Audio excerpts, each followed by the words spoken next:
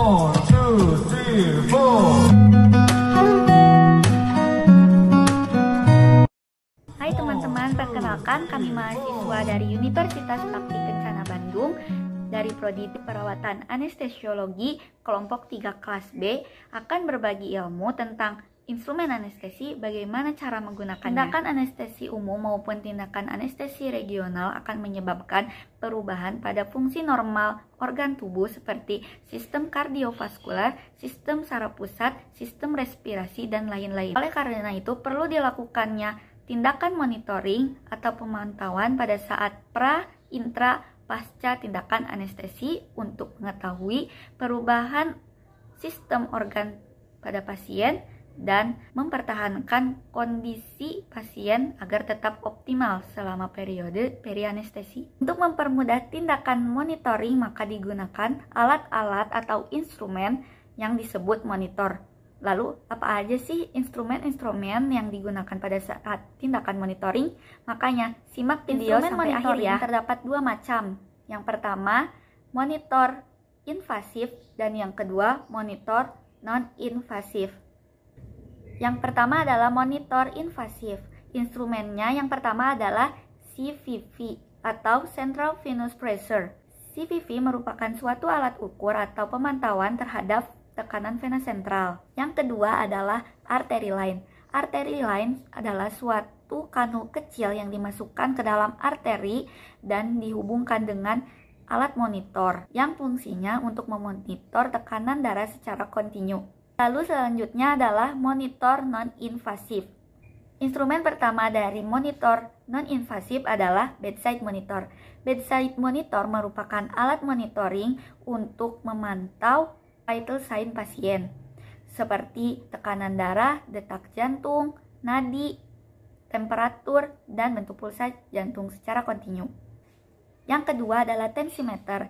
Tensimeter merupakan alat medis yang digunakan untuk mengukur tekanan darah pasien.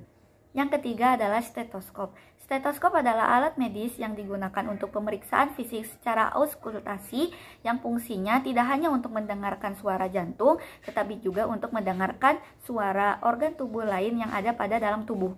Yang terakhir adalah termometer.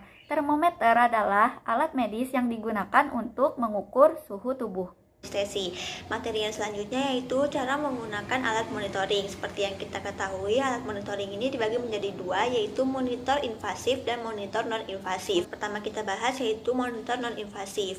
Nah, alat yang digunakan yang pertama yaitu tensimeter. Tensimeter sendiri dibagi menjadi beberapa jenis. Ada tensimeter air raksa, kemudian tensimeter aneroid, dan tensimeter digital. Nah, cara penggunaan tensimeter air raksa ini yaitu pertama, buka tensimeter, kemudian pasangkan manset pada lengan atas pasien, kemudian buka valve air raksa, tutup valve bombnya, kemudian pompa balon, kemudian lihat gerakan air raksa sampai angka 180 sampai dengan 200, kemudian pasang stetoskop, tempelkan pada arteri medias subiti, kemudian keluarkan udara dengan membuka valve bombnya.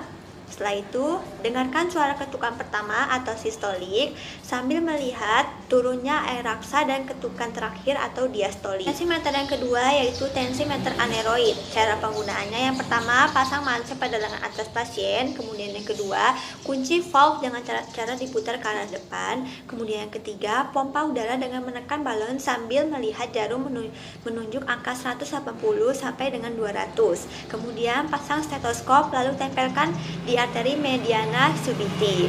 Setelah itu, udara dikeluarkan secara perlahan dengan membuka valve putar ke arah belakang. Setelah itu, dengarkan suara ketukan pertama sambil melihat jarum menunjuk pada angka berapa atau nilai sistolik, dan ketukan terakhir atau nilai diastolik. Tensimeter ketiga yaitu tensimeter digital. Tensimeter ini lebih praktis karena sistem pemompaan yang otomatis, tinggal pencet tombolnya dan setelah mengukur akan terlihat hasilnya pada layar monitor alat. Alat monitoring non-invasif yang kedua yaitu bedside monitor. Bedside monitor ini cara kerjanya yang pertama, lepaskan penutup debu, siapkan aksesoris dan pasang sesuai kebutuhan, kemudian hubungkan alat ke terminal pembumian, kemudian hubungkan alat ke catu daya, kemudian hidupkan alat dengan menekan atau memutar tombol on atau off. Set rentan nilai untuk temperatur, puls, dan alarm. Kemudian perhatikan protokol pelayanan. Kemudian beritahu kepada pasien untuk mengenai tindakan yang akan dilakukan. Kemudian hubungkan patian kabel, strap, dan cas elektrod ke pasien dan pastikan sudah terhubung dengan baik. Kemudian lakukan monitoring. Kemudian lakukan pemantauan display terhadap heart rate, ECG, waveform, pulse, temperatur, saturasi oksigen, NIBP, dan tekanan hemodinamik. Setelah itu, pengoperasian selesai, matikan alat dengan menekan tombol on atau off. Kemudian lepaskan hubungan alat dan catur daya. Lepaskan hubungan alat dari terminal pembumian, kemudian lepaskan patian kabel, strap, cas elektrod, dan bersihkan. Pastikan bahwa bedside monitor dalam keadaan baik dan siap difungsikan lagi. Kemudian pasang penutup debu, dan yang terakhir simpan alat dan aksesoris ke tempat semula. Alat monitoring non-invasif yang ketiga yaitu stetoskop. Cara penggunaannya yang pertama, pilih tempat yang tenang untuk menggunakan stetoskop. Kemudian atur posisi pasien, kemudian tentukan untuk menggunakan diafragma atau bel. Setelah itu mintalah pasien untuk menggunakan baju atau melepas baju agar kulitnya tidak tertutupi. Monitoring non-invasif yang keempat adalah termometer. Nah, termometer ini cara menggunakannya yang pertama, cuci tangan menggunakan sabun atau hand sanitizer dengan 6 langkah WHO. Kemudian yang kedua, pastikan termometer bersih dan dapat menyala, baterai tidak habis. Kemudian yang ketiga, nyalakan termometer dengan memencet tombol. Kemudian yang keempat, buka penutup termometer. Jika mempunyai alkohol swab, usap ujung termometer dengan swab tersebut. Kemudian yang kelima, temperatur akan memberikan tanda ketika sudah siap digunakan dengan suara cahaya ataupun keduanya. Yang keenam, letakkan termometer pada bagian tubuh yang diukur seperti misalnya mulut, ketiak, ataupun rektum. Kemudian yang ketujuh, tunggu sampai terdengar suara pip atau suara lainnya yang mirip. Kemudian yang kedelapan, keluarkan termometer dan baca suhu yang tertera. Setelah itu yang kesembilan, cuci tangan kembali menggunakan sabun atau hand sanitizer. Kemudian yang kesepuluh, bersihkan termometer setelah digunakan. Yang kedua yaitu alat monitoring invasif. Alat monitoring invasif yang pertama yaitu CVP atau Central Venous Pressure. Cara kerjanya yang pertama, pasang manometer, kemudian posisikan pasien terlentang dengan lurus, kemudian tentukan titik 0 di ICS 4 mid aksila pasien. Kemudian kateter, infus, dan manometer dihubungkan dengan BD konekta. Amati infus lancar atau tidak. Kemudian cairan infus kita naikkan ke dalam manometer sampai dengan angka tertinggi. Kemudian jaga air jangan sampai keluar. Kemudian cairan infus kita tutup putar BD konekta sehingga cairan dari manometer masuk ke tubuh pasien. Kemudian permukaan cairan manometer akan turun dan terjadi undulasi sesuai irama napas. Kemudian jika undulasi berhenti, di situ batas akhir CVP. Setelah itu, jika undulasi berhenti di angka 9, maka nilai dari CVP adalah 9. Setelah nilai CVP diketahui, infus dapat dijalankan kembali. Kemudian rapikan pasien. Yang kedua adalah artery line. Cara kerjanya yang pertama, masukkan sediaan heparin oplosan ke dalam cairan infus NaCl 0,9 dengan perbandingan 1:1 atau tanpa heparin. Kemudian yang kedua, sambungkan cairan NaCl 0,9 ke pressure monitoring kit. Ketiga, pasangkan pada pressure bag infus. Keempat, isi set pressure monitoring kit dengan menekan plusing pada transducer. Kemudian yang kelima, pasangkan pada transducer dan sambungkan dengan kabel pressure ke monitoring. Kemudian yang keenam, sambungkan ke pasien. Yang ketujuh, langkah selanjutnya adalah leveling ICS 4 mid axilla. Langkah selanjutnya adalah zeroing, yang mana buka 3-way stopcock pada transducer ke atmosfer dan tutup arah pasien. Kemudian tekan 0 pada monitor tunggu sampai angka 0 dan terbaca 0 down tanggal dan jam. Kemudian tutup 3-way stopcock arah atmosfer dan buka arah pasien. Setelah itu catat hasil pengukuran. Di sini saya akan menjelaskan bahaya penggunaan alat monitoring beranestesi.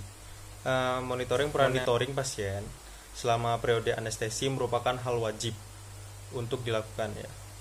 Pasien yang menjalani tindakan anestesi mayoritas merupakan pasien yang dengan anatomi dan fisiologi yang sehat dan secara sengaja dibuat menjadi terganggu ketika mendapat tindakan anestesi.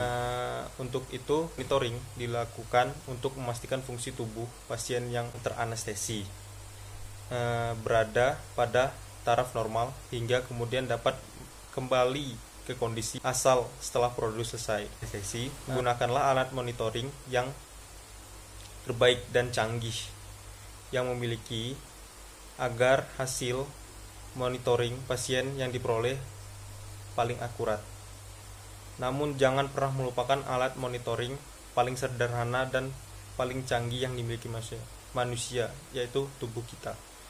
Monitoring yang lengkap dan baik meningkatkan mutu pelayanan terhadap pasien, tapi tidak dapat menjamin akan terjadi sesuatu. Kemajuan dalam bidang teknologi dapat merubah monitoring standar dari waktu ke waktu. Monitoring standar atau minimal yaitu stetoskop prekordial atau eskop Hegel, mindset tekanan darah EKG, oximetri, dan termometer.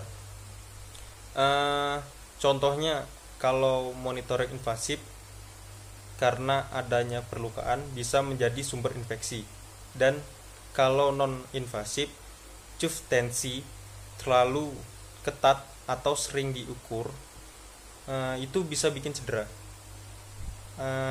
Alat monitoring elektronik misalnya dapat memberikan informasi yang salah, sehingga kombinasi yang baik yaitu dengan manual elektronik menyeluruh dengan menyebabkan biardikardi, hipotensi, dan menyebabkan hipoksia menyeluruh dapat menyebabkan brikardi, hipotensi, dan kalau tidak segera ditanggulangi dapat menyebabkan henti jantung. Bradikardia akibat hipoksia tidak bereaksi terhadap pemberian fagolitik seperti atropine, sehingga terapi utama ialah ventilasi dengan oksigen.